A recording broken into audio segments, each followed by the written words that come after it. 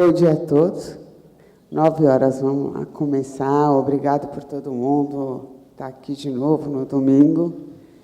E o tema da palestra de hoje é uma coisa que sempre a gente quis trazer, que é aquela dificuldade com o animal dispneico, de a gente saber realmente quando a gente vai entubar um animal, não vai entubar, o que fazer. Eu acho que isso são momentos muito importantes no nosso dia a dia, quando a gente tem que tomar uma decisão nesse sentido e a gente tomar a mais certa, né? Para isso, a gente trouxe hoje o Dr. André Bodega. Aqui ele faz parte da equipe do PetCare Tatuapé. O André é mestre em Ciências Médicas da Faculdade de Medicina Veterinária da USP. E a Thalita Brunano, ela integra a nossa equipe de UTI. Ela tem residência em anestésio da Universidade de Londrina e pós-graduação em anestésio no PAV. Então, desejo a vocês uma boa palestra.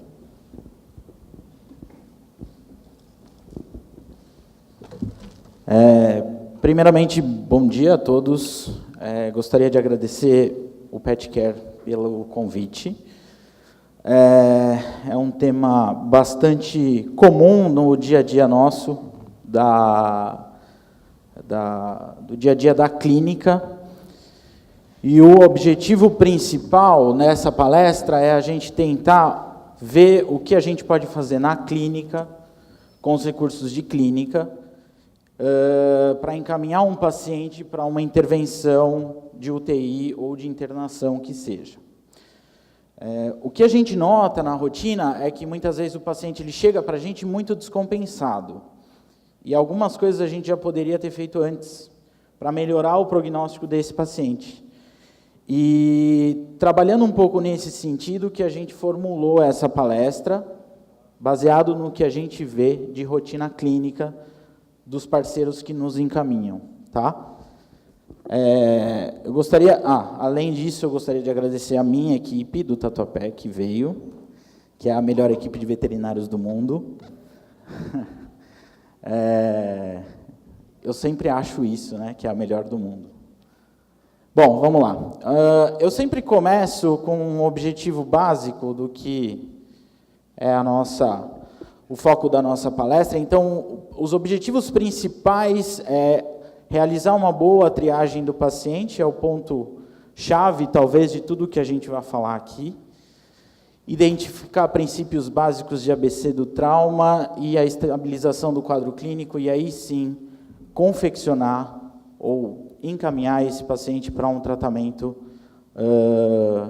de medicina veterinária intensiva. Eu sempre coloco essa imagem, porque essa imagem remete muito ao que a gente vê hoje em dia, por incrível que pareça. Esse cirurgião ele se chama Albert Paré, ele é um dos primeiros cirurgiões da história, e ele é o único cirurgião a ter uma taxa de mortalidade de 300% numa única cirurgia. Então, isso aqui é o início da cirurgia moderna. Ele conseguiu matar o auxiliar dele, porque ele conseguiu cortar uma artéria do auxiliar enquanto auxiliava o paciente, obviamente, e um espectador que estava assistindo ao procedimento cirúrgico. O cara teve uma parada cardíaca de assistir aquele absurdo, né? E ele é o único da história a ter essa taxa de mortalidade.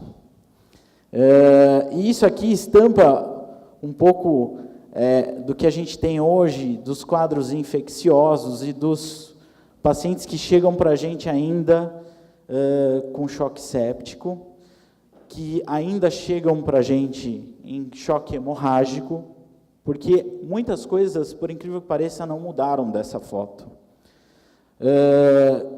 Então, eu sempre ilustro, porque isso é o início do que a gente tem, por incrível que pareça, da terapia hoje moderna, tanto na medicina veterinária quanto na medicina humana.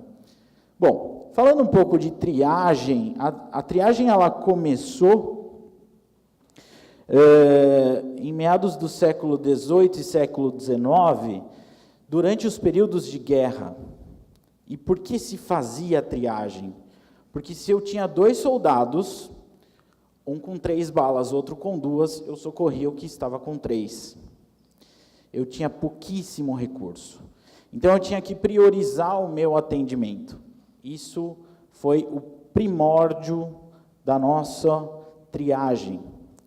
Triagem é uma palavra que foi inventada pelos franceses, provém da palavra trier, que se refere prioridade no tratamento de um paciente em um ambiente que tem poucos recursos.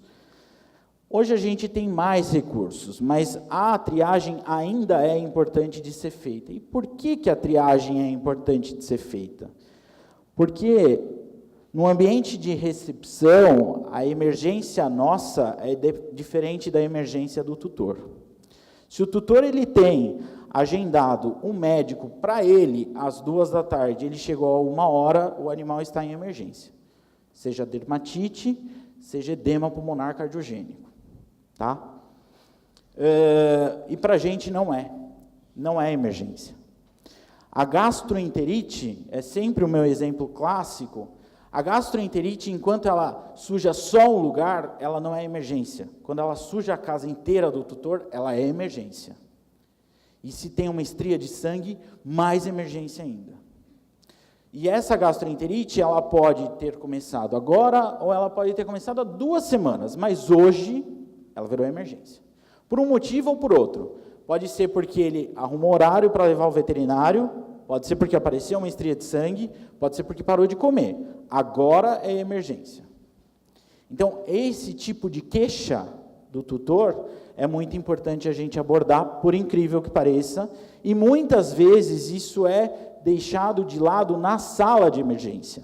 E por que é deixado de lado? Porque na correria a gente acode o paciente. Então, pega do colo do tutor, leva para a emergência, e o tutor fica lá esperando. Então, essa primeira abordagem, sempre peguei do colo, perguntei o que aconteceu, é importante. E isso é corriqueiro, na clínica a gente não vê. E a gente começa a atender o paciente, já está de acesso venoso, e às vezes a gente não sabe o que aconteceu. A gente está vendo que é uma convulsão, tudo bem, mas a gente não sabe o que aconteceu. A gente não sabe se teve um trauma crânioencefálico, a gente não sabe se tem uma anel e aquilo pode ser uma metástase, a gente não sabe o que aconteceu. Então, essa é a primeira abordagem. E há necessidade de intervenção imediata. Então, esse paciente que eu falei para vocês, que é o paciente que tem a gastroenterite hemorrágica, que para o tutor é emergência e para a gente não é, tem como a gente controlar isso numa sala de recepção. É óbvio. Se ele esperar mais do que 15 minutos, ele vai começar a ter um peritreco lá na recepção. Mas, ok, eu tenho que priorizar o meu atendimento. Dentro daqueles que estão aguardando, quais são, de fato, aqueles que precisam de uma intervenção imediata. Quando a gente entra na sala de emergência, às vezes é aquela bagunça, né? Porque é um corre-corre, é um desespero. E daí o enfermeiro, a segunda emergência que ele está te ajudando a reanimar ou a te ajudar. E o que a gente faz? Quando a gente fala em equipe de atendimento de emergência, o ideal é sempre a gente tentar padronizar a equipe. E dentro de uma sala de emergência, sempre vão ter aqueles que preparam o acesso venoso, aqueles que vão preparar as coisas para entubar, aqueles que vão preparar a fluidoterapia e aqueles que já vão ligar no monitor. Isso envolve, geralmente, 5 ou 6 pessoas numa sala de emergência. E isso acaba sendo não prático na rotina clínica. Então, a gente precisa ver o que é prioridade no paciente, que é justamente o que a gente vai falar. Algumas coisas são básicas já no primeiro atendimento, né? Então, pressão arterial sistólica, frequência cardíaca e respiratória, temperatura e glicemia. São coisas que são de intervenção imediata, né? Ah, André, eu tenho um aparelho de lactato na minha clínica. Legal. Você afere o lactato agora e nunca mais afere. E daí o lactato deu 8 agora, e nunca mais eu vou saber quanto deu o lactato. Adianta? Não adianta. Então, quando eu falo desses exames de acompanhamento do tratamento, não adianta eu fazer num primeiro momento, se eu não tenho a estrutura na clínica para acompanhar. Óbvio, se eu vou encaminhar para uma internação e esse dado vai ser repassado, é muito importante eu falar. Mas se eu não vou ter esse dado, deixa que chegando a gente faz o lactato. Quem está na internação faz.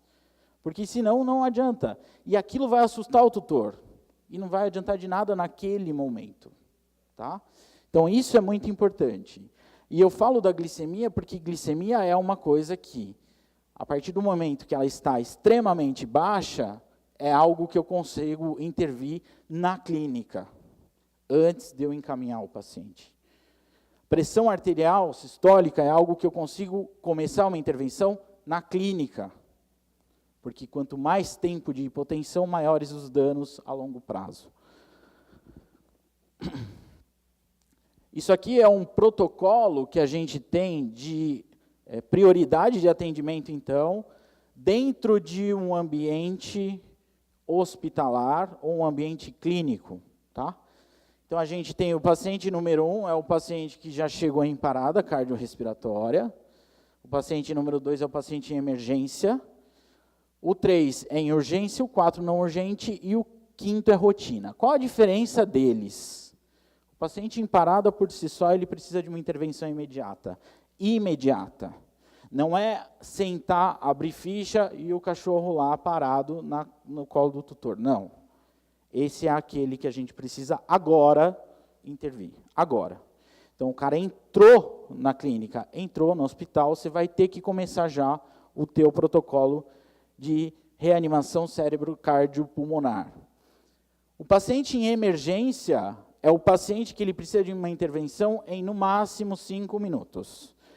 E no máximo 5 minutos é no máximo 5 minutos mesmo. Tá? Então, eu tenho que começar a atender esse paciente já, logo depois que o tutor entrou no hospital. Por quê? Ele vai evoluir para uma parada. E é isso que eu não quero. E é muito importante a gente ressaltar que no 2 e no 3, muitas vezes o tutor não fica junto da sala de atendimento da emergência.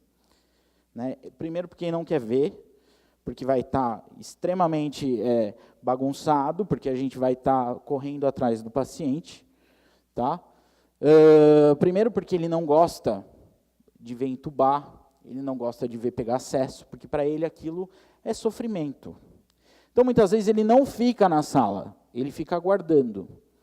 Esse ficar aguardando, ele tem direito de saber o que está acontecendo com o paciente a cada 5 minutos. 5 minutos. Então, aquele tutor que fica lá e você esquece, ele começa a dar piti na recepção, ele está apenas solicitando o direito. Apenas. Tá? André, mas eu não tenho a estrutura na clínica. Sabe uma coisa que funciona muito bem? Telefone sem fio. Bota no bolso, deixa a recepcionista lá, tocou, está em reanimação ainda. Olha, a doutora pediu para avisar que está em reanimação ainda. É isso que ele precisa saber. É isso. Lógico que a gente não vai comunicar óbito nesse momento, mas o que está acontecendo com o pet dele naquele momento. Tá?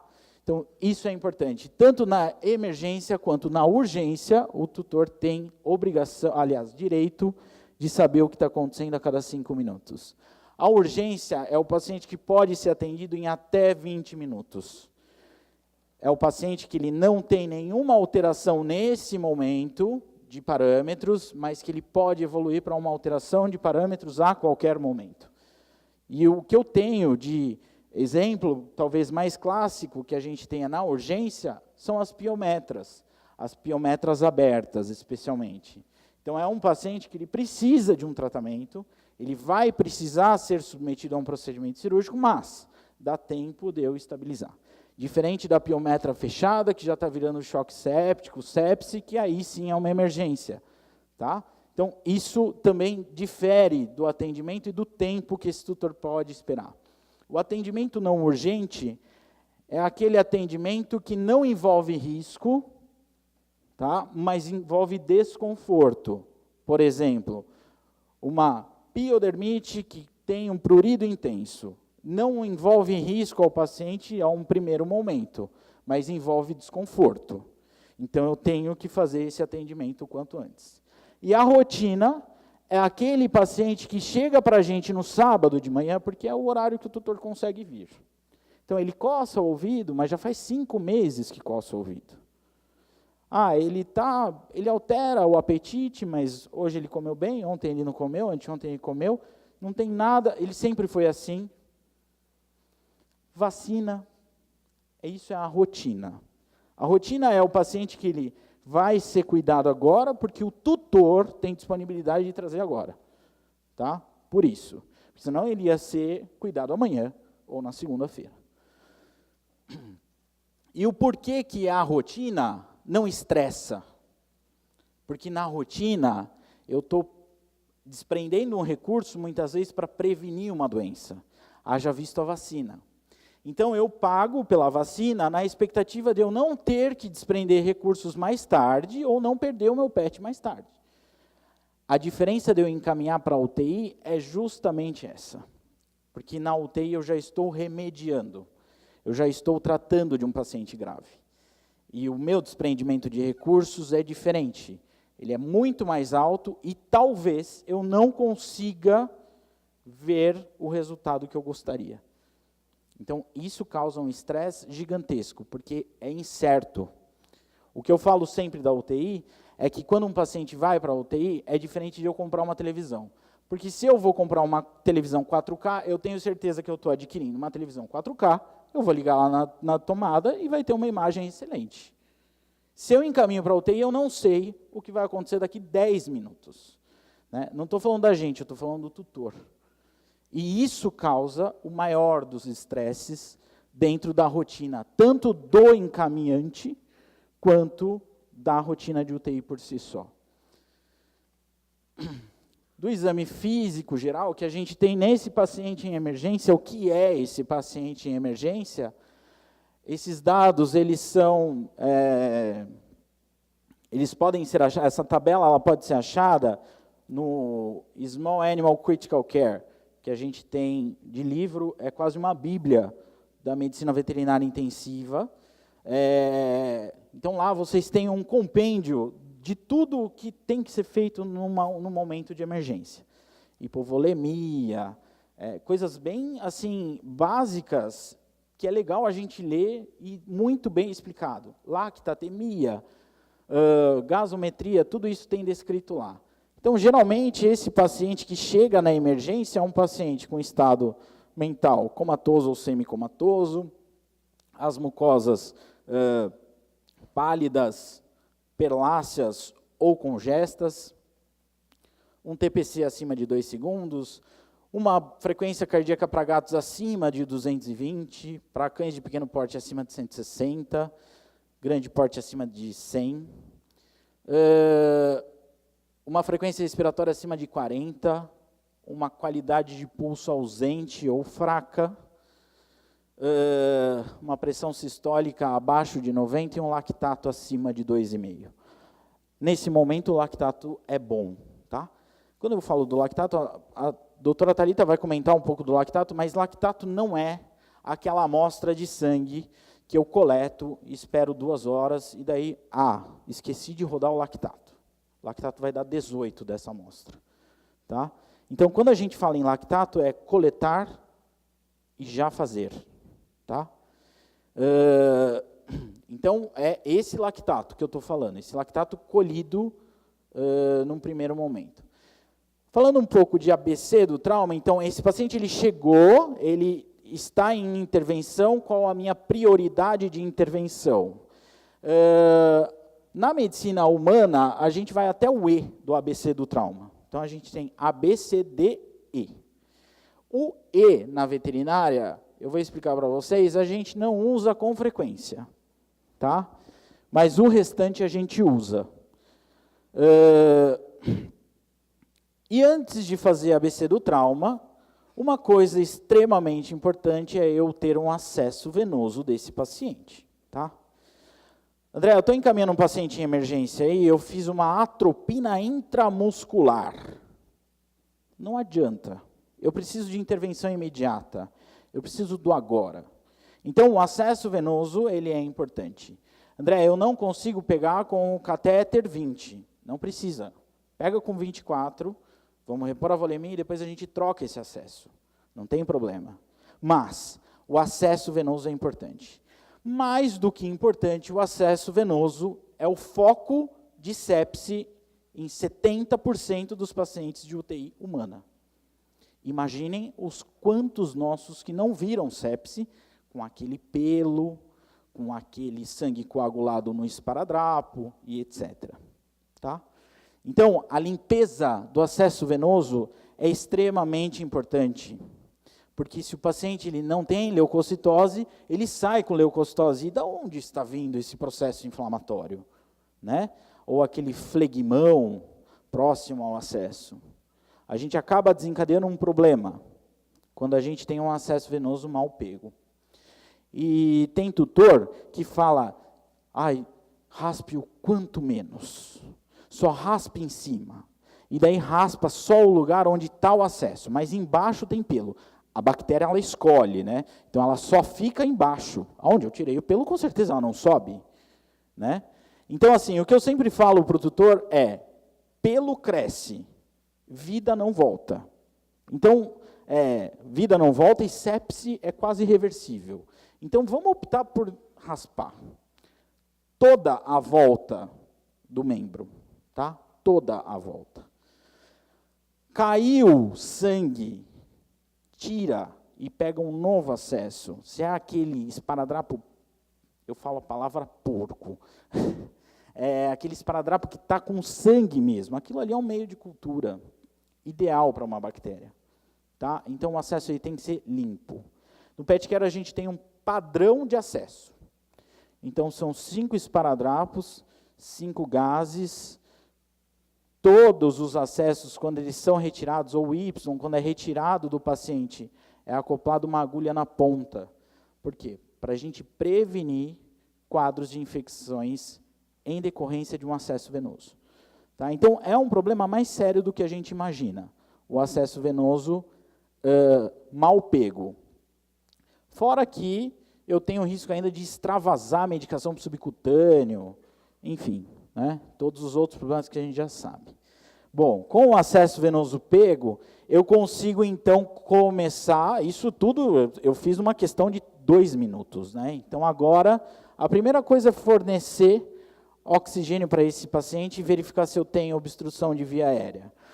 André, mas que tipo de obstrução? Qualquer uma. Seja um corpo estranho, seja uma neoplasia, seja uma estenose de narina, qualquer tipo de obstrução.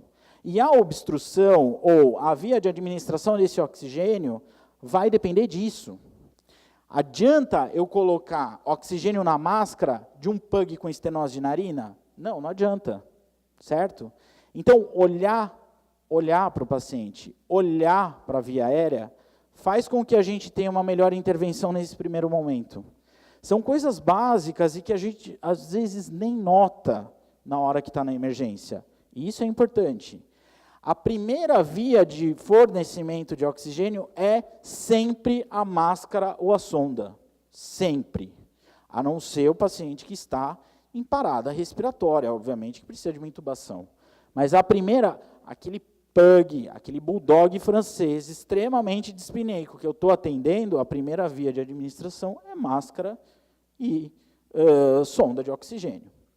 E quando que eu intubo o meu paciente? Esses dados aqui são os dados que a gente também encontra no Small Animal Critical Care. Só que para eu intubar um paciente, que eu estou em dúvida se eu intubo ou não intubo, salvo aqueles que estão entrando em fadiga respiratória, que é uma avaliação clínica e de histórico. Então, é um paciente que está taquipneico há 2 horas, 3 horas, 4 horas, ele vai entrar em fadiga. Esse é um paciente que precisa ser intubado, independente de como ele esteja.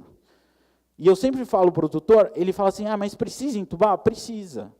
Mas ele só taquipneico, mas ele vai cansar. Ele vai entrar em fadiga.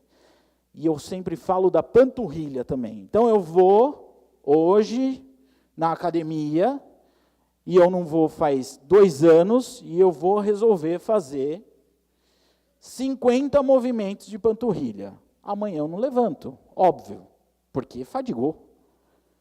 É a mesma coisa com musculatura intercostal, que é formada por musculatura e osso, tal qual a panturrilha. Então cansa, do mesmo jeito cansa, do mesmo jeito fadiga. Então eu tenho que evitar isso. E daí, quando a gente tem a disponibilidade de uma hemogasometria arterial, que fica muito mais fácil de avaliar esse paciente, eu consigo, então, delimitar o quanto de hipóxia eu tenho. Então, se eu tenho um PO2 menor do que 60, com uma clínica já evidenciada, ou uma hipercapnia, um aumento do CO2 acima de 60, eu também tenho que fazer intervenção nesse paciente de intubação. Risco das fadigas, a parada cardíaca, obviamente, e a depressão profunda do sistema nervoso central, daquele paciente comatoso, ou com trauma em tronco, que ele não consegue respirar, aí sim, por questões até neurológicas. O segundo ponto é o breathing, né, que é a continuação da desobstrução das vias aéreas. Então, eu forneci oxigênio e o meu paciente ele melhorou. É o melhor dos cenários, né? Então, é aquele paciente taquipneico que eu fiz uma dose de butorfanol, acepran, seja o que for, e ele melhorou. Forneci oxigênio e ele está ótimo. Agora, eu tive que entubar. Ele não melhorou, eu tive que entubar, eu vou ventilar no ambu. Quanto tempo? Vou ficar aqui. 2, 3, 10 horas. Ambu é emergência, não é tratamento. Não dá para eu ficar com o paciente no ambu o resto da vida, né? Então, o ambu, ele é o meio do caminho para a ventilação mecânica. Não dá para eu ficar com o ambu para sempre, né? Porque no ambu, a pressão que eu coloco depende da minha força, ou da força do meu enfermeiro, e não da força que o paciente, da pressão que o paciente precisa. Idem a volume. E quanto mais eu fico no ambu, mais eu aumento o risco de ou fornecer pouco oxigênio, ou causar um barotrauma, um volutrauma e tudo mais, né, no pulmão desse paciente. Por quê? O meu primeiro movimento respiratório não vai ser igual ao movimento respiratório daqui 1 hora, porque eu vou estar mais cansado. Eu não aguento mais, certo? Então, isso, com o passar do tempo, vai mudando. E sempre ter muito cuidado com a pressão de ventilação, especialmente ao enfermeiro, porque para o enfermeiro, quanto mais expande tórax, melhor. Está parado. Então, o que ele faz? E pronto. Não vamos mais ter paciente. Tá? Então, isso é muito importante. Muito importante. Outra coisa é cuidado com a frequência de ventilação. Porque para o enfermeiro, quanto mais ventilar, melhor. Ele está parado. Então, vamos fazer uma... Pronto. E eu causei um outro problema. A gente tem que lembrar que o paciente está parado. E ele tem que desprender metabolismo para tudo voltar a funcionar, não só para a parte respiratória. Então, se eu expando toda hora, a todo minuto, a todo segundo esse tórax, eu estou desprendendo metabolismo para a expansão do tórax. E o resto vai morrer. Certo? Então, o indicado é 10 movimentos por minuto que a gente tem. 10 movimentos por minuto. O fisiológico é 20, 25, mas na parada é 10. Certo? E 10 ml quilo. Aí não tem como a gente mensurar, obviamente, com a mão, né? O quanto é 10 ml quilo. Tem ventilador na clínica? Ventila. Tem ventilador, não sei ventilar. Não ventila. Tá? Tenho como encaminhar. Vou colocar esse cão no meu carro e vou levar até um lugar que tenha ventilação. Não façam isso. Não façam isso. Tá? Não na realidade da veterinária de hoje em dia. Porque se morrer no meio do caminho, você tem processo no CRMV e você tem processo na vara de maus tratos aos animais. Por quê? Porque você não tem a CNH para ambulância e o seu carro não é ambulância. Então, não é correto fazer isso. O transporte ele tem que ser feito de ambulância, certo? Ambulância. Eu não transporto o meu pai em infarto do miocárdio no meu carro. Então, eu não transporto o meu paciente parado no meu carro, certo? Porque se parar no meio do caminho, a culpa é sua e o negligente é você, certo? Porque não dá para fazer isso. André, o meu tutor autorizou que eu transporte. Não importa, não existe uma autorização para isso. Se ele quiser ele levar, ele assina um termo e ele transporta. Ok, aí a responsabilidade é dele. Enquanto o animal está sob seus cuidados, mesmo dentro do seu carro, é você o responsável pela vida ou morte dele, certo? Então, isso é muito importante. A gente tem serviço de ambulância veterinária em São Paulo, recorram a esses serviços. Em relação à circulação, que é o nosso C, né? A principal via de obtenção de oxigênio tecidual ainda é através do alvéolo. Tá? Então, por isso que a parte respiratória vem antes da parte circulatória. Tá? Avaliação de pulso, pressão arterial sistólica. Eu falo da sistólica porque é o que a gente tem como fazer na clínica. Quando chega na UTI, geralmente a gente pega a invasiva e daí o paciente fica na monitoração, obviamente. Frequência cardíaca TPC, coloração de mucosa e o lactato novamente. Fluidoterapia ou transfusão, o que eu vou fazer, por quanto tempo ou quanto de volume. Né? É importante também eu já detectar isso. André, eu não tenho hemograma no primeiro momento, mas eu estou vendo uma mucosa pálida, eu não vou fazer uma prova de carga nesse paciente, porque eu vou hemodiluir e esse paciente vai morrer. Então, eu estou falando de tudo que a gente vê ali. Se você tem a microcentrífuga na sua clínica, roda um hematócrito. Porque aí você já consegue ver se tem desidratação, se o hematócrito estiver muito elevado. E isso te abre portas para abusar um pouco mais da fluidoterapia. Se o hematócrito está baixo, não dá para eu abusar da fluidoterapia. E muitas vezes eu já começo a pensar numa intervenção que envolve transfusão sanguínea. Muito bem, a monitoração desse paciente ela tem que ser constante. Tá? Constante. Do momento que entrou na sala de emergência até agora. Esse artigo é um artigo que foi publicado em maio desse ano, tá? No Jornal de Medicina Veterinária Intensiva. E é muito legal porque ele avalia a palpação do pulso com a pressão arterial sistólica obtida no Doppler. Tá? E é um exemplo bem clássico do que a gente pode fazer na emergência, especialmente se a gente não tem o Doppler, que é palpar o pulso da artéria metatársica. Se está ausente o pulso, é um paciente que precisa de uma intervenção volêmica. E aí a gente vai escolher qual tipo de intervenção volêmica que nós vamos fazer, porque a pressão está muito baixa. E é muito baixa. Muito baixa é abaixo de 90, certo? Não sei o quanto, porque é só palpação.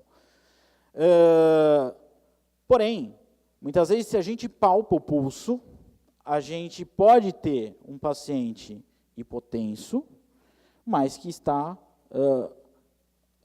eu não consigo mensurar ao certo o quanto.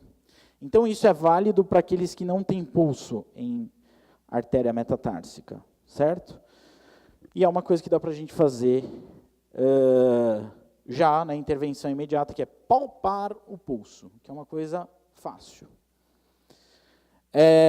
Ainda falando da parte circulatória, eu preciso de reposição glicêmica, né? Eu falo da parte circulatória porque isso vai ajudar se a gente repor. Então, a gente tem meio a 1 ml/kg de glicose. Isso é muito variável e depende muito do aspecto clínico do meu paciente, obviamente. Diluída em solução fisiológica 0,9%. E a taxa de manutenção, que é o que a gente tem no guideline de fluidoterapia que é open source, então vocês conseguem acessar o guideline de fluidoterapia de cães e gatos na internet, não precisa pagar por isso. Para gatos é 2 a 3 ml, cães 2 a 6 ml por quilo por hora. Tá? Isso também, lógico, é variável de acordo com o aspecto clínico do meu paciente e o histórico. Né? Um paciente que é cardiopata, não adianta eu ficar uma fluidoterapia 10 ml, 6 ml quilo hora, porque eu vou causar um edema pulmonar cardiogênico, enfim.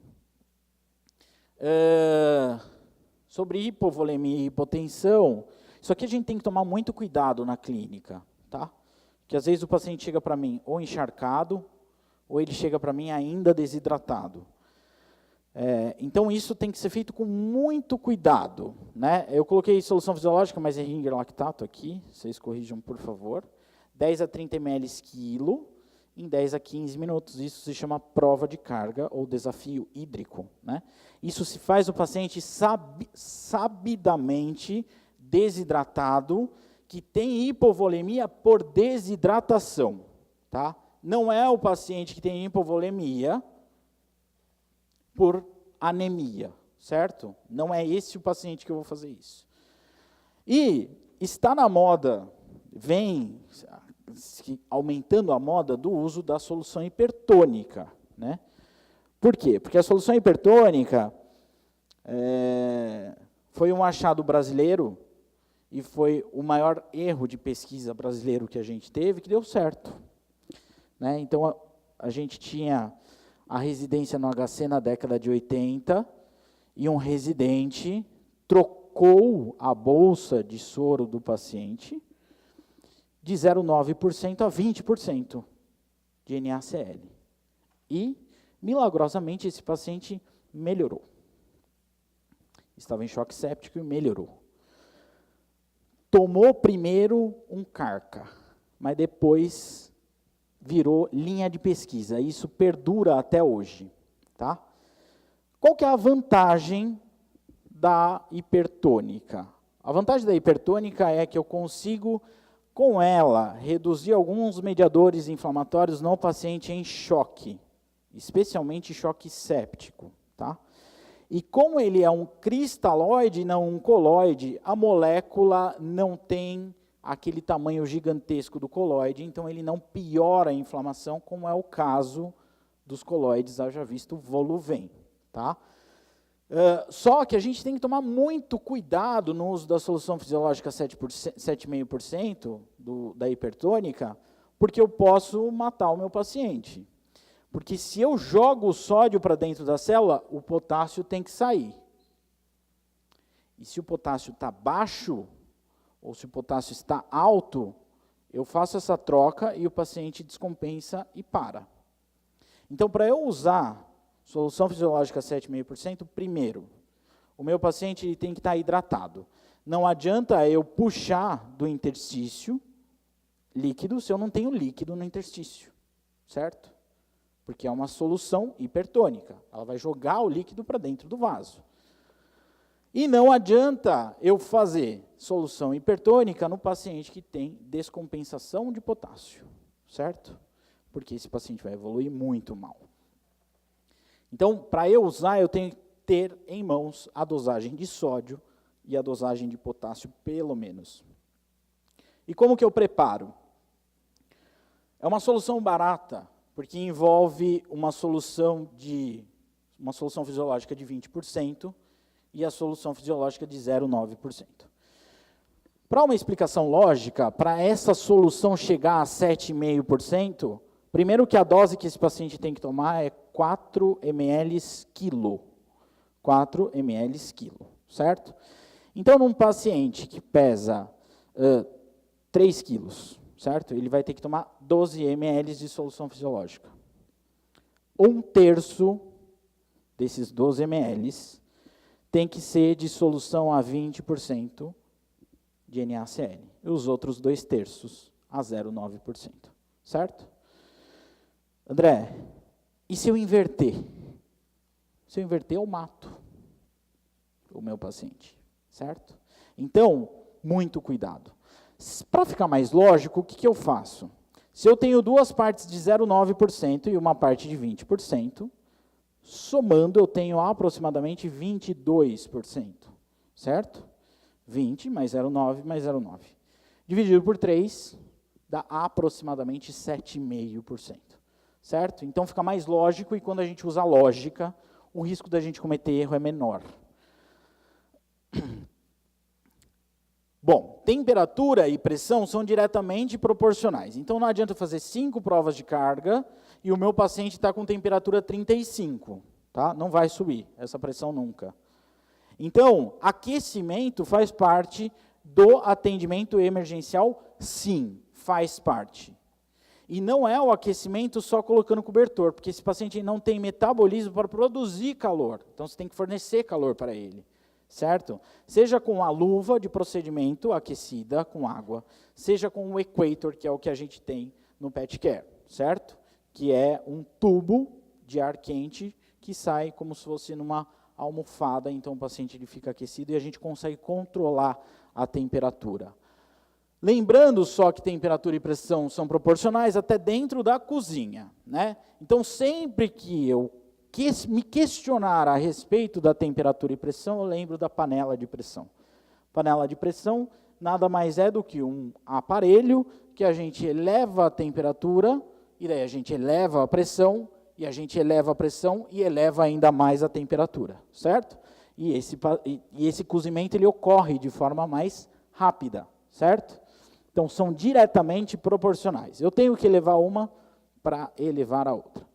Disability é a capacidade e a parte neurológica do meu paciente. Então, o quanto que eu tenho de acometimento central ou periférico desse paciente, da parte neurológica.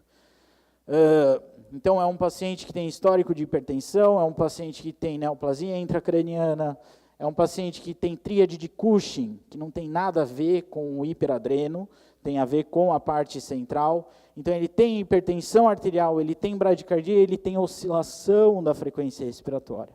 Ele tem tríade de Cushing. Esse é um paciente que, com certeza, ou sugere-se que ele tenha um aumento da pressão intracraniana, certo? E daí aqui é o momento de eu tentar, se tiver hidratado, e indicação de fazer, de repente, um manitol também lá na minha clínica, certo? O manitol no pet care a gente faz de meio a 1 grama quilo endovenoso, em 20 a 30 minutos, geralmente a gente faz. Bom, para se manter atualizado, muitas vezes a gente fala essas coisas e, André, como que eu vejo o que está acontecendo? Né? Como que eu procuro? Tem um aplicativo, isso eu coloquei só para assim, para todo mundo se inteirar. Esse aplicativo aqui, ele tem todas as publicações do Jornal de Emergências Clínicas Veterinárias, tá? Ele não é open source, a gente não consegue acessar todos os artigos que foram publicados, mas os antigos a gente consegue. Então, os que foram publicados há 8, 9 meses atrás, a gente consegue acessar eles na íntegra. Por exemplo, esse mês a gente já consegue acessar o que foi publicado em janeiro e fevereiro desse ano. Eu acho que é suficiente para a gente se manter atualizado, tá? O restante, a gente tem as publicações e tem os resumos dos artigos. Então, a gente consegue acessar, de qualquer forma, através do aplicativo. Não só esse, como muitos outros também da Wiley Publishing, que tem na Apple Store. Então, vocês, ou no Google Play, vocês podem acessar isso.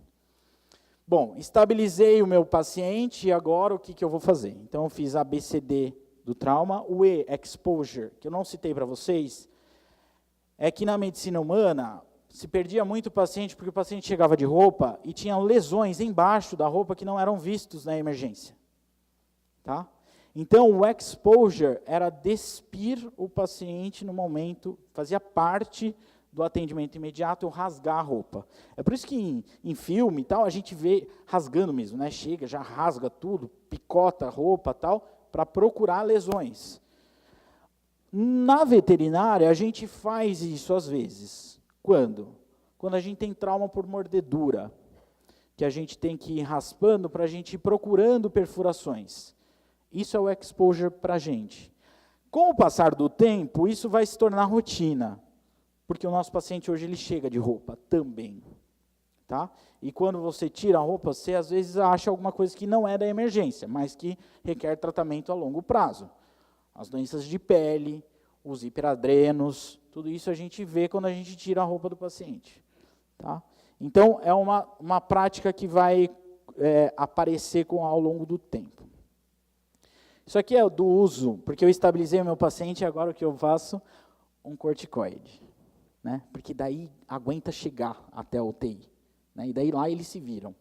E isso é sobre o uso do corticoide no paciente em emergência, o paciente veterinário em emergência e em atendimento crítico. Tá?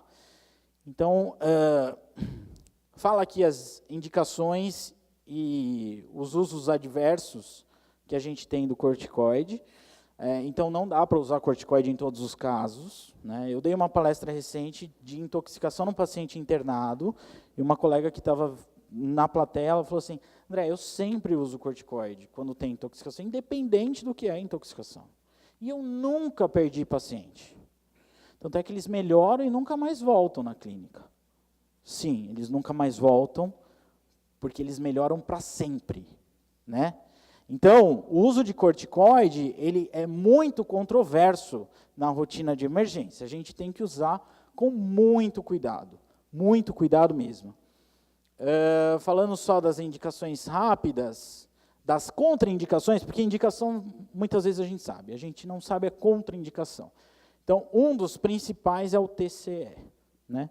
Então, o TCE eu deixo a cargo da internação e da UTI para ver quando que a gente vai entrar com corticoide. Não é lei, não é nunca vai usar, é saber o momento de usar, certo? Isso aqui é uma tabela falando a comparação do cortisol com os demais corticoides do uso. Eu acho que é o que a gente tem de principal na veterinária, pelo menos na rotina, é a dexametasona, prednisona e prednisolona e a hidrocortisona. Né? Então, assim, a hidrocortisona é a que mais se assemelha ao cortisol. Por isso que o intensivista ele gosta de usar, porque ela é reversível, ela se reverte muito rápido. O clínico ama dexametasona, certo? Que existe um potencial de ação 30 vezes maior anti-inflamatório do que o cortisol circulante e dura muito mais. Que para o intensivista, durar muito mais é péssimo. Tá? E daí a gente tem os retardosteroides, que para o intensivista é a morte. Né? Porque tudo que eu aplico que não tem volta, para a internação é péssimo, certo? Isso aqui são as indicações que a gente tem de UTI, isso aqui é open source também, então vocês conseguem acessar. Apesar de ser rotina médica isso, fala um pouco do que eles indicam de UTI na medicina humana. E essa é a tabela que a gente tem, são letras bem pequenas, mas assim, só para explanar, porque nada do que está aí a gente não sabe, na verdade a gente não pratica, mas a gente sabe. Então, a prioridade número 1 e prioridade número 2 são aqueles pacientes que estão em emergência agora ou podem entrar em emergência. Então, o paciente que está na internação e ele está taquipneico e a sonda não está funcionando, é o paciente que tem que ir para a UTI, certo? O paciente que tem metástase pulmonar e o tutor não quer tratar, aliás, não quer fazer eutanásia, ele tem que ir para a UTI, certo? Por uma questão de conforto dele. Então, isso é muito importante a gente saber também. O que fica só na internação? O paciente precisa de monitoração constante, mas não de uma intervenção invasiva de ventilação mecânica ou drogas que vão fazer a parte hemodinâmica voltar a funcionar. Então, o paciente, em teoria, que precisa de infusão de noradrenalina e dobutamina, ele precisa ir para a UTI, certo? O paciente que está com alteração de função renal em anúria, ele precisa ir para a UTI, certo? E o palliative care é o paciente que a gente só faz cuidados paliativos de fato, que é uma tendência da veterinária, ainda bem. Né? Então, é o que a gente tem. daquele paciente já que não tem muita expectativa, e não adianta eu mandar para a UTI também, porque a gente não vai ter melhora do paciente. Certo? Eu vou passar a bola para Thalita, que vai falar para vocês agora do paciente grave de fato e das intervenções de UTI. Tá bom? É uma breve continuação.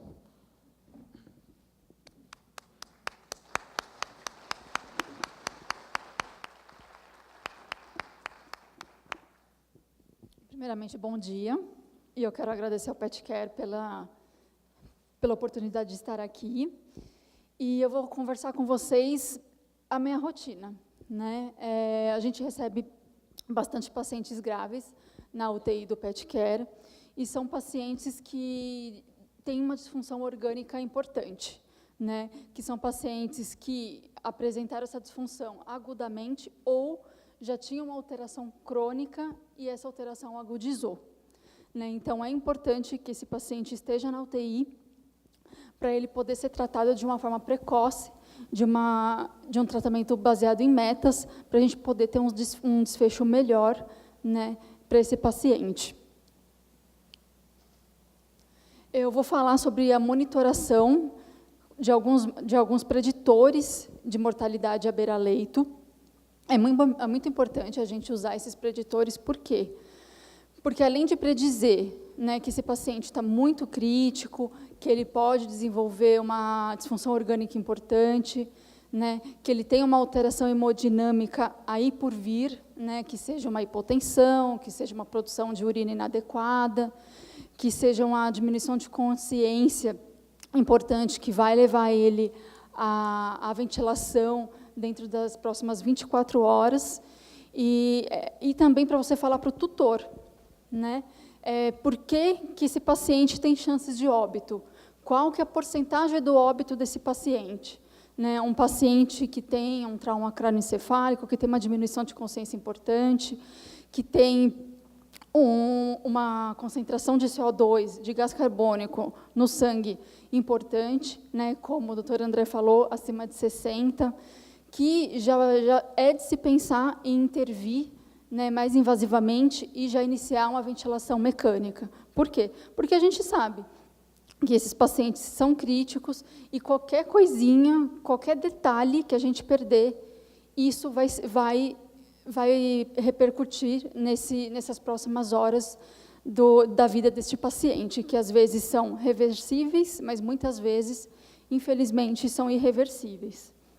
Então, eu vou falar sobre o lactato, que é um preditor de hipoperfusão global, muito utilizado pela gente por ser de uma forma rápida, barata, né, e pouco invasiva. Vou te falar também sobre o SCOR QuickSOFA, que é uma ferramenta muito utilizada, tanto na medicina humana como pela gente, porque é um score rápido, né, pouco invasivo e barato de se utilizar. E o Base Access. O Base Access, a gente precisa de um aparelho de gasometria para poder aferir, né, esse parâmetro, só que nós, que trabalhamos tanto na internação como na UTI, é muito comum, né, fazer parte da nossa rotina a gasometria para a gente poder avaliar, né, o desequilíbrio ácido básico do paciente. Então, começando pelo paciente grave, geralmente ele está em choque, né? O que seria o choque? O choque seria uma alteração da hipoperfusão tecidual. Por quê? Porque a oferta de oxigênio não está sendo suficiente para o consumo, ou seja, o tanto de oxigênio que você está produzindo no seu organismo, a hora que ele chega na célula, ele não está sendo suficiente para a célula ter uma demanda metabólica correta, né? Então, a gente relembrando um pouquinho das aulas de bioquímica, né, no ciclo de Krebs, o lactato ele faz parte do ciclo do piruvato, né? Então, o piruvato ele vai entrar no ciclo de Krebs, vai ter algumas enzimas que tem que converter o piruvato em lactato. Só que alguma coisa vai bloquear as enzimas. Às vezes, por choque, né, por várias alterações, não vai ter essa conversão. Então, vai formar mais lactato e vai ocorrer acidose metabólica. Então, vai ter um desequilíbrio ácido-básico nesse paciente. Né? E vai formar energia? Vai, mas vai formar energia de uma forma anaeróbica e é menos energia do que a forma de fosforilização oxidativa. Né? Então, você vai ter já uma alteração na demanda de oxigênio. Né? O seu produto final, o oxigênio, não vai chegar de uma maneira satisfatória no final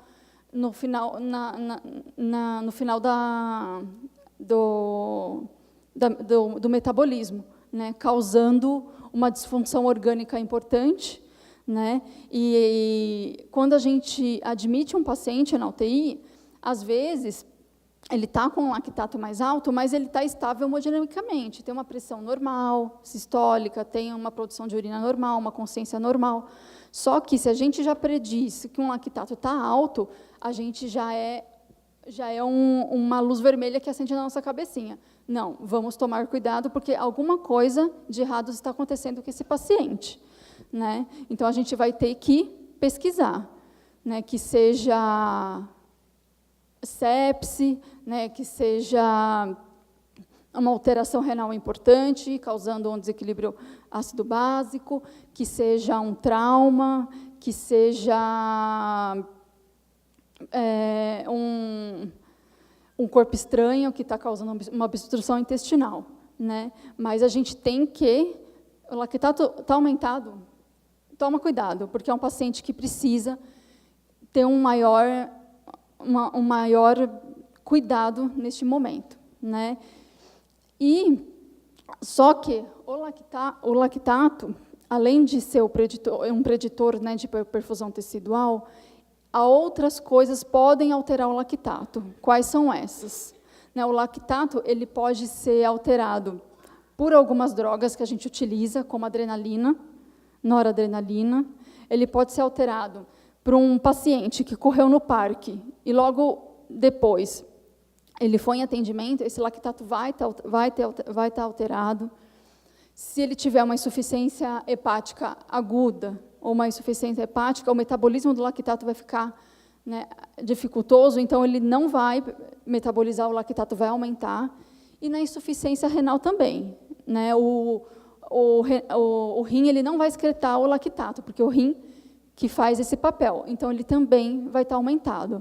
Então, assim, a gente tem que, sim, né, acender uma luzinha vermelha, mas a gente tem que também tomar cuidado, que tem outras formas do lactato aumentar. Tá? No cão, o lactato é de 0,3 a 2,5, e no gato, de 0,5 a 2.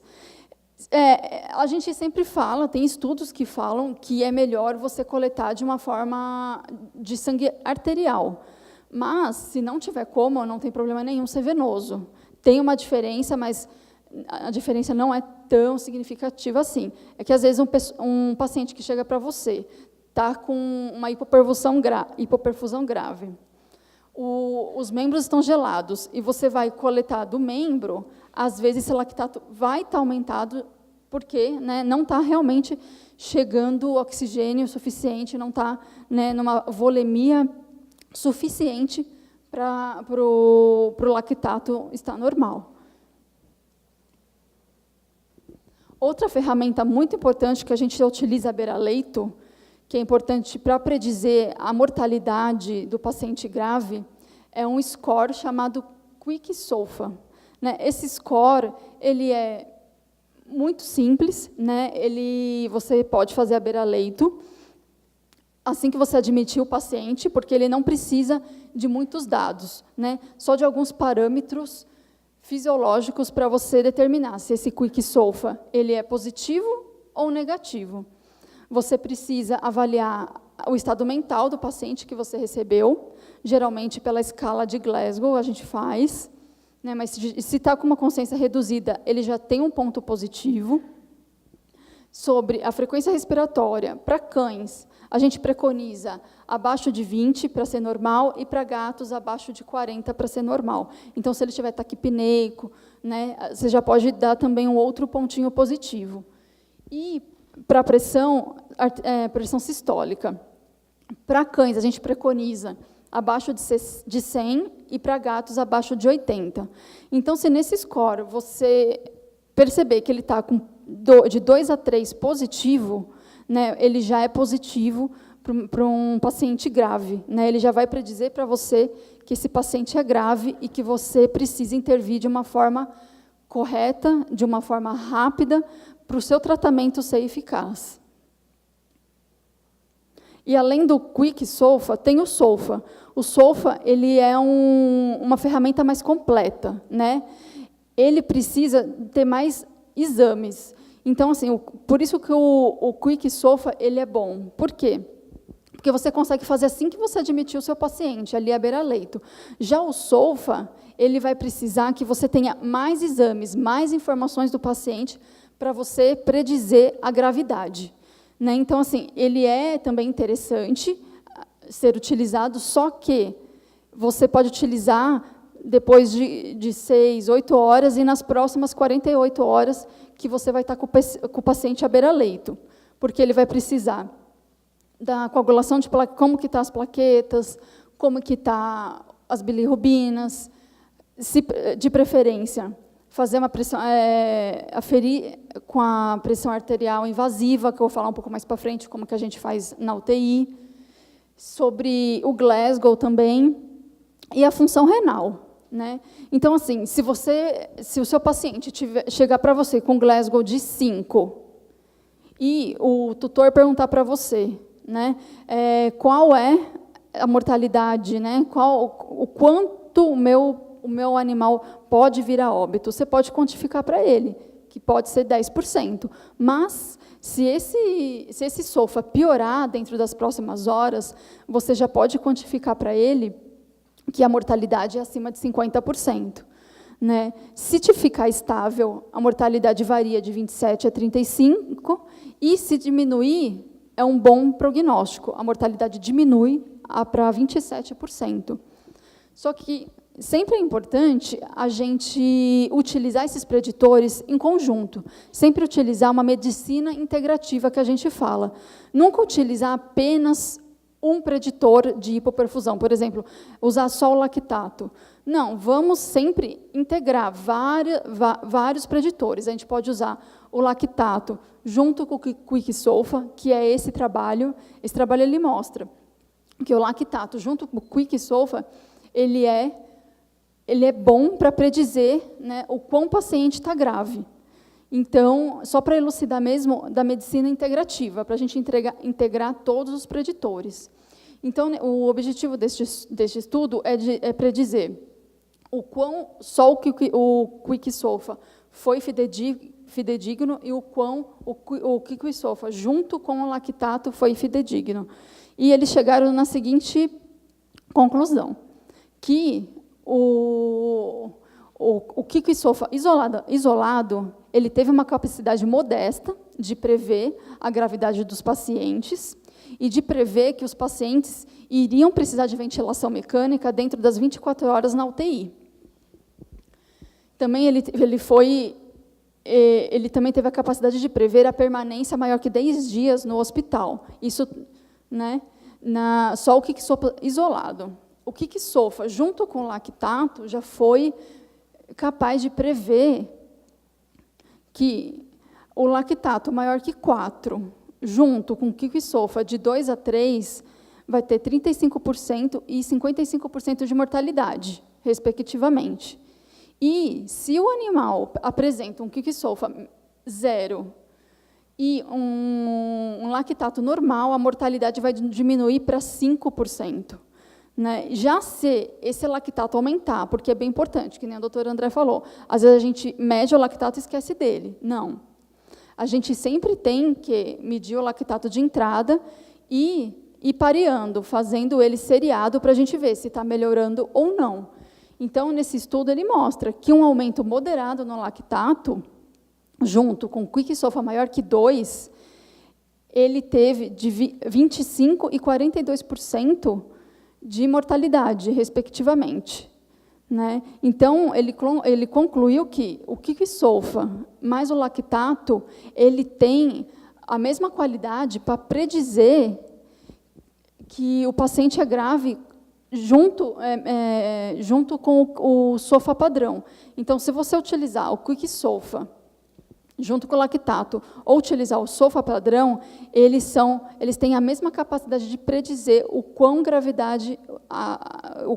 o paciente é, né? E como eu já disse, às vezes é muito mais fácil a gente utilizar o Kik-sulfa junto com o lactato, porque é mais rápido, a gente às vezes não tem, né, naquele momento todos os exames ainda, do que ficar esperando o sulfa completo, o sulfa padrão.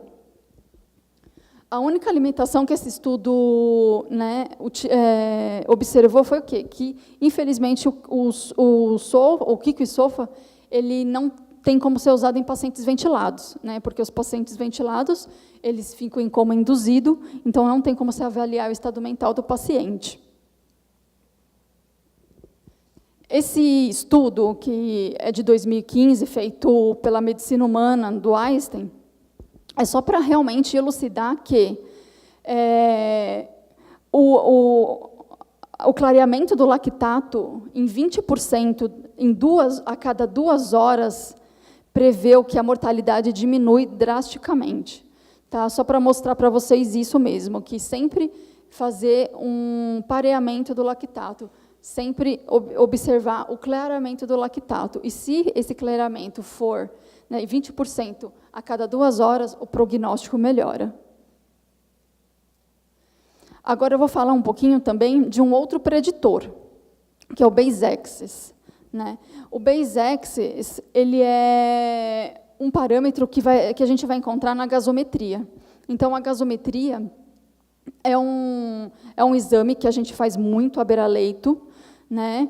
E é um exame que nos permite avaliar o desequilíbrio ácido-básico desse paciente, né? Pacientes graves, em choque, geralmente eles estão desequilibrados, né? Então, a gasometria ela é suficiente para nos dizer o quão ele está desequilibrado, né?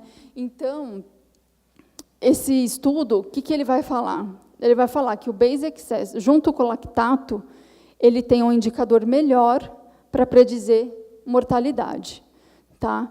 Então, antigamente, utilizava-se o bicarbonato para poder predizer o quão aquele paciente estava em desequilíbrio de ácido-base, né? Só que aí começaram a perceber que o bicarbonato ele é muito dependente do CO2, do gás carbônico. Por quê?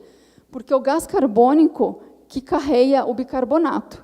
Então, se o gás carbônico estiver alto, o bicarbonato vai estar alto. Se ele estiver baixo, o bicarbonato vai estar baixo. Então, qualquer alteração respiratória vai causar uma alteração do bicarbonato, então, ele não passa a ser mais tão fidedigno assim.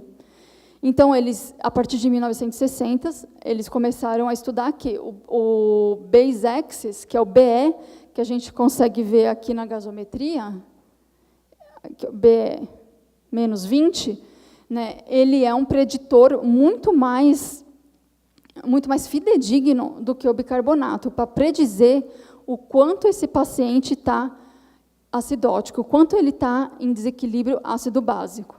Então, o BE nada mais é que Bayes Excess, é o excesso de base quando ele está muito mais positivo que mais 3, ou o déficit de base, ou o excesso de ácidos quando ele está muito mais negativo que menos 3.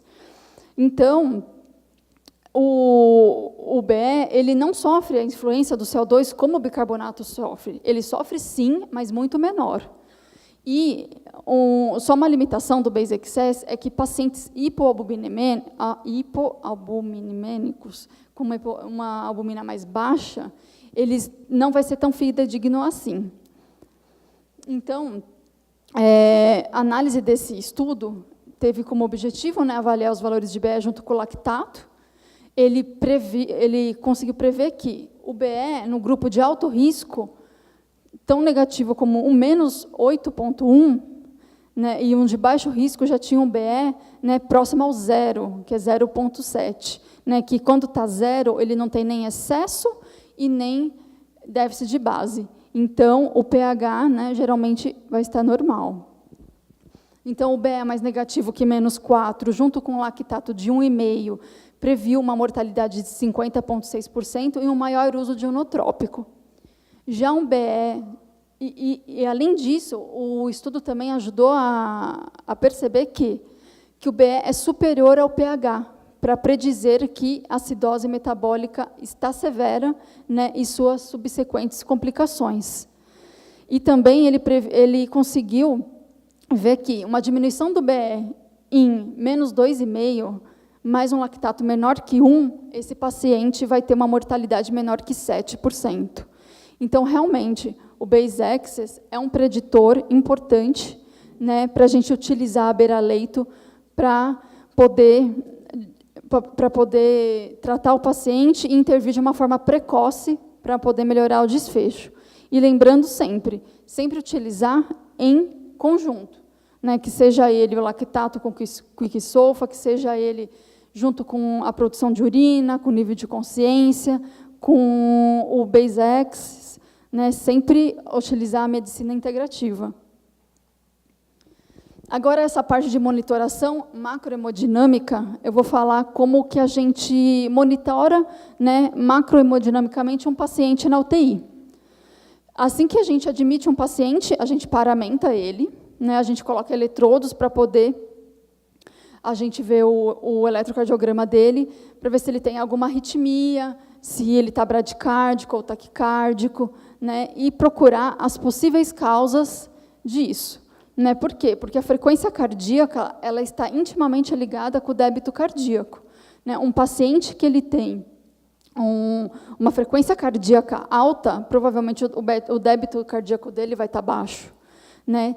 Ou se ele tem uma arritmia importante, ele pode ter uma alteração hemodinâmica importante, como nessa primeira fotinha, uma taquicardia ventricular. Geralmente vem precedida de uma alteração hemodinâmica, de uma hipotensão, né? E o paciente estando monitorado, a gente consegue perceber isso de uma forma precoce e intervir de uma forma precoce, melhorando o desfecho desse paciente, né? E esse do lado é uma frequência cardíaca de ritmo sinusal, só que é uma frequência cardíaca muito aumentada. Então, provavelmente o débito cardíaco desse paciente vai estar baixo. Né? Então, já vai ter uma hipoperfusão nesse paciente, já vai chegar menos oxigênio nas células dele. Né? Então, para a gente agir de uma forma rápida para melhorar. Né? A gente faz muito ecocardiograma, né, na UTI e nos ajuda, né, a saber se o débito cardíaco está baixo, se está adequado, né, e junto com o eletro, vai nos ajudando a guiar o tratamento. Outra monitoração bem importante para a gente é a pressão arterial invasiva. Né? É importante por quê? Porque ela no monitor, ela vai te mostrar em tempo real como que está a pressão do paciente. Né? Então, se o paciente ficar hipotenso no momento que ele está tendo uma taquicardia ventricular, ela vai te mostrar naquele momento real que ele está hipotenso. Né? Então, você pode intervir mais precocemente. Além disso, ela tem uma acurácia melhor. Né? Por quê? Porque no Doppler ou no PET-MAP, né, nesses mecanismos menos invasivos, eles têm um erro de mais ou menos 30 milímetros de mercúrio, que para um paciente grave faz muita diferença. Né? O material necessário que a gente utiliza é uma bolsa pressórica, que é essa aqui, um transdutor para pressão invasiva, que ele é ligado no monitor, e você consegue ver qualquer alteração da pressão sistólica, diastólica ou média, rápido, né, em tempo real. Algumas drogas que a gente utiliza na UTI, que até o doutor André falou, que são importantes, o paciente está monitorado, né, de uma forma intensiva, para a gente prever qualquer alteração hemodinâmica e intervir, né? Porque são drogas que realmente alteram a hemodinâmica do paciente. Quais drogas são essas? A gente usa bastante o inotrópico, a dobutamina, né, que, como eu disse, a gente faz muito ecocardiograma à beira-leito, e, às vezes, o ecocardiograma nos mostra que esse paciente está com um débito cardíaco baixo, está com uma alteração da contratibilidade cardíaca. Então, a gente vai utilizar a dobutamina, né, para ajudar a aumentar a contratibilidade do coração deste paciente, melhorar o débito cardíaco, melhorar a perfusão tecidual, né, melhorar a demanda de oxigênio. E os vasopressores, a noradrenalina. A noradrenalina é uma catecolamina, que a gente utiliza principalmente em pacientes com choque séptico. É uma droga de eleição para pacientes em choque séptico, né, para corrigir a hipotensão. Né, então, pacientes que têm uma pressão arterial média abaixo de 65, todos os estudos dizem, haja de uma forma precoce. Se o paciente não respondeu ao desafio hídrico, entre precocemente com a noradrenalina. E também temos a vasopressina. Não é tão comum de a gente utilizar, mas a gente utiliza em alguns pacientes. São pacientes que não respondem à noradrenalina quando está uma dose um pouco mais alta, né, e a gente associa a vasopressina para melhorar a pressão desse paciente. Os vasodilatadores que a gente mais utiliza na UTI é o nitroprusiato, que ele tem ação de vasodilatação tanto pulmonar como arterial, então ele causa uma hipotensão, né? Ele pode causar uma hipotensão. Ele é utilizado mais em pacientes hipertensivos, ou pacientes que você fez um ecocardiograma e demonstrou que nesse ecocardiograma o paciente estava congesto, né? E ele já faz uso de furosemida, mas não está sendo suficiente, então a gente utiliza o nitroprusiato. Os antiarrítmicos que a gente mais utiliza é a lidocaína, que ajuda na taquicardia ventricular, o esmolol, que é um beta-bloqueador, quando o paciente está em uma taquicardia importante, né, que já tem uma repercussão hemodinâmica, ou mesmo, né, por muito tempo essa taquicardia, a gente utiliza o esmolol, só que tem que tomar cuidado, porque é uma droga que causa uma hipotensão severa. Então, o paciente tem que estar muito bem monitorado para você poder utilizar essa droga. E a mildarona. A mildarona, a gente utiliza na rotina, mas tem que tomar muito... a gente utiliza também para taquicardia ventricular, só que tem que tomar muito cuidado, porque ela causa uma hipotensão severa também, bradicardia e reação anafilática. É bem comum na nossa rotina a gente perceber o paciente começar a se coçar, a ficar vermelho. Então, tomar cuidado com essa droga. E a saturação periférica de oxigênio, que a gente consegue aferir com a oximetria de pulso, né? É importante, por quê? Porque é uma monitoração barata, é uma monitoração rápida, né, que vai te dizer se o paciente está hipoxêmico ou não, né, se ele está com a saturação de oxigênio mais baixa ou não. Né, ele tem, sim, um erro de mais ou menos 1 minuto, né, então, às vezes, o paciente está ficando hipoxêmico, você vai demorar mais ou menos 1 minuto para perceber, mas é uma ferramenta pouco invasiva, que você consegue utilizar, né, e prever se o seu paciente está hipoxêmico ou não, porque se você for utilizar a gasometria, que também é muito importante, às vezes você não, naquele momento, você não está tendo tempo hábil da gasometria arterial para você ver se o seu paciente está hipoxêmico, você utiliza a saturação periférica de oxigênio. É importante sempre observar a onda precisa estar desse jeitinho aqui, esse amarelinho, 97%, para poder ser fidedigna. Tá? Uma onda mais baixa, ou dessa forma assim, não é tão fidedigna. E quando é muito baixa, está dizendo que ele está tendo uma baixa perfusão. Tem algumas limitações, pacientes com uma perfusão baixa, que têm membros gelados, né, você provavelmente não vai conseguir aferir. Pacientes também que têm a mucosa escura, né, você também não vai, infelizmente, vai ser mais difícil para você aferir esse parâmetro. E, para concluir, nesse último estudo, eu coloquei mais para mostrar para vocês que um tratamento baseado em metas, ele é muito benéfico para o paciente, né? Então, não é um trabalho muito atual, porque até fala de sepse severa, né? E hoje a gente não utiliza mais esse termo, mas é um trabalho importante para demonstrar realmente isso, que a terapia baseada em metas, ela é eficaz e ela traz benefícios para o paciente. E eu também escolhi esse artigo, por quê?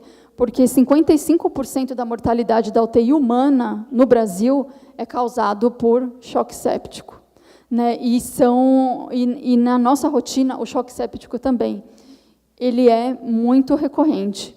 E, infelizmente, na maioria das vezes, a gente não tem um desfecho muito bom. Então, quanto mais cedo a gente prevê isso, a gente entrar com uma medicação, entrar com um tratamento adequado, vai ser um bom desfecho para o paciente. Então, esse estudo, ele analisou 2 grupos de pacientes, um com terapia padrão e outro com uma terapia dirigida por metas.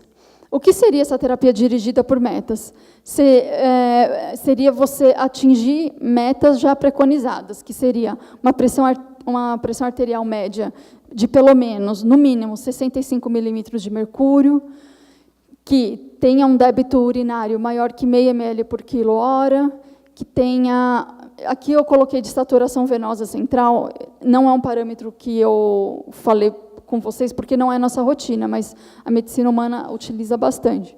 Então, que tivesse uma saturação venosa central maior que 75%. E o que eles fizeram? Nas primeiras 6 horas, eles mantiveram esse paciente não na UTI, mas no pronto-socorro, e fizeram várias intervenções, né, um padrão e outro baseado em método. No padrão, a mortalidade intra-hospitalar teve 46,5%, a pressão arterial média foi menor, a saturação venosa também, e o débito urinário também foi menor em 86% desses pacientes. Esses pacientes apresentavam muito mais taquicardia do que o paciente dirigido por meta, e após 6 horas, porque eles analisaram esse paciente até 6 horas, depois de 6 horas, eles realocaram esse paciente em outros leitos, né, que seja na UTI ou no quarto.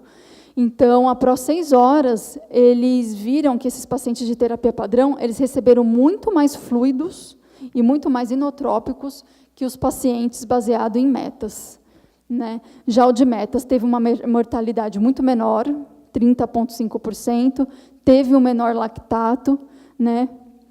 Teve também uma menor frequência cardíaca e a pressão arterial normalizou muito mais rápido, um débito urinário bom em 99% desses pacientes. E após 6 horas, quando eles foram realocados em outro local, eles perceberam que esses pacientes receberam muito menos fluido, né, e tiveram uma retirada precoce dos inotrópicos.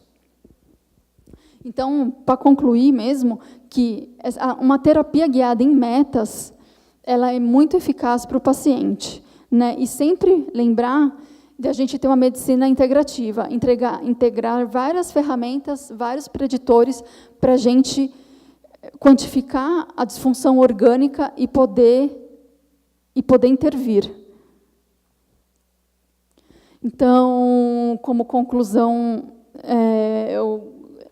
eu gostaria de falar para vocês que a monitoração intensiva, ela é capaz de ter uma intervenção precoce, por isso, e um melhor desfecho, né? Sempre utilizada a medicina integrativa, como eu já disse, e por ser, né, pacientes que precisam de veterinários à beira-leito, né, de médicos à beira-leito, intensivamente, sendo monitorados intensivamente para poder prever qualquer alteração, né, então precisa de profissionais capacitados para isso e de equipamentos, que muitas vezes não são equipamentos baratos. Então, infelizmente, fica mais caro o serviço, mas é um serviço, né, de excelência. Então, muito obrigada pela atenção, obrigada mais uma vez pelo convite, e até a próxima.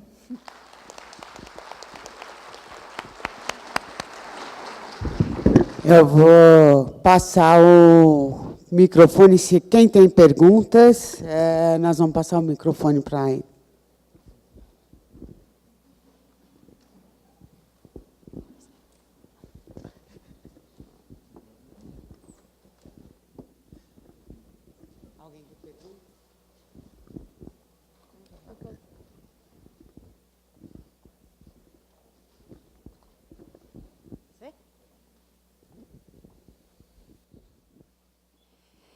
Eu queria perguntar, quando você falou sobre a hipotensão, quais são os valores de corte de hipotensão que vocês usam lá no PetCare?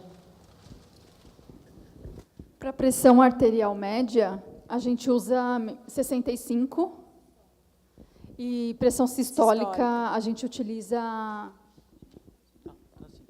E pressão sistólica a gente utiliza 90. Geralmente 90.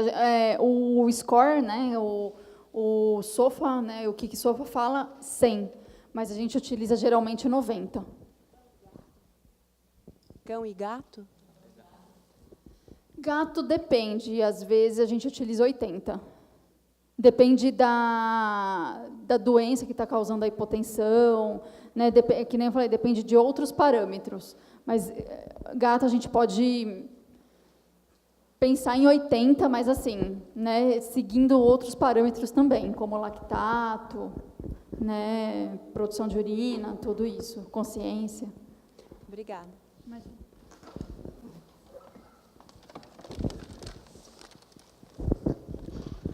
Bom dia.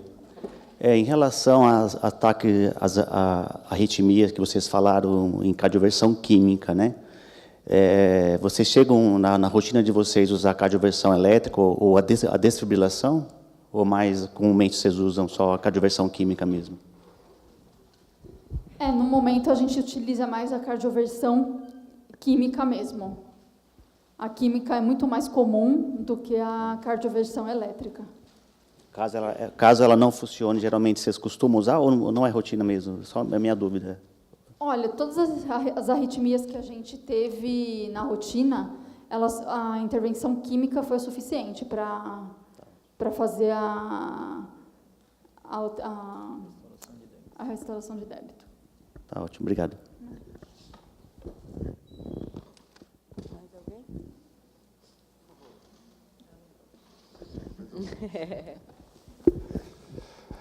Aquele paciente que você está atendendo julga ser emergência, mas como você, esqueci, André, né?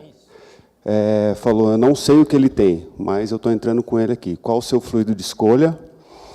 E a influência desse fluido, se for a escolha o Ringer lactato, no lactato? É uma pergunta bem legal essa, porque a maioria dos pacientes encaminhados que a gente pega, geralmente fizeram solução fisiológica no colega. Quando eu não sei o que tem, eu opto pelo Ringer com lactato. A influência, pelo que a gente vê de artigo publicado, não é importante no lactato do paciente. Então, não vai ter essa influência. Além disso, o que é importante, o lactato ele é um metabólito pós-metabolismo celular. E quando eu administro o fluido, eu estou administrando ele pré-celular, né, pré-metabolismo. Então, eu não vou ter influência, se o lactato aumentar em disfunção da fluido, que não é uma coisa que acontece na rotina, isso não vai ter intervenção no paciente, no metabolismo celular. É isso que é importante saber. Como o lactato ele é um metabólito pós-metabolismo, o que eu estou administrando pré não vai atrapalhar o metabolismo celular. Então, eu prefiro o Ringer com lactato.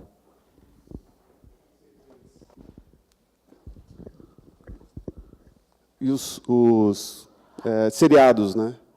Os lactatos? Isso. Geralmente, o que a gente tem é, se o paciente ele restabelece a função celular e a oxigênio-terapia, independentemente do tipo de fluido, o lactato vai baixar.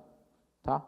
Então, o importante é eu restabelecer a microperfusão tecidual. A partir do momento que eu restabeleço, independente da minha fluidoterapia, nisso não vai ter influência. Tá?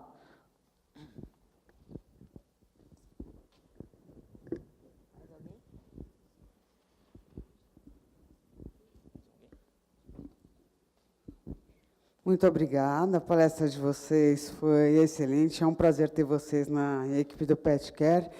E nós vamos agora para o intervalo de meia hora, voltando às 11 horas para a palestra do Dr. Lucas sobre Código Azul.